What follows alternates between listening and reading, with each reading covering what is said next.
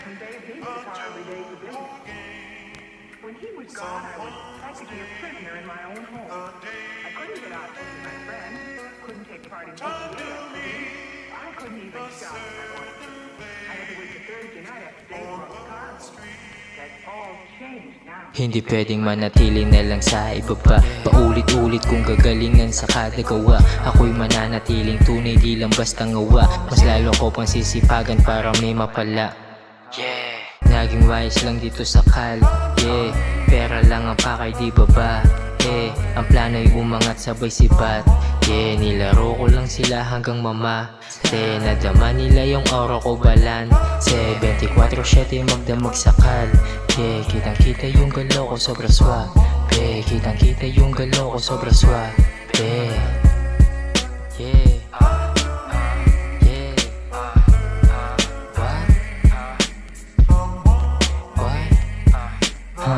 Nakapokus lang sa gulat sa perang paparating. Tablado mga pusi na gusto lang tumikim. Di yan pwede sa ruta. Kahit lambingin niya pa ako parang tuta. Yan malabo na malabo mong makuha. Ating punto kaya pwedeng lumayo ka. Sisindihan sisilabang ko na lang muna. Sisindihan sisilabang ko na lang muna.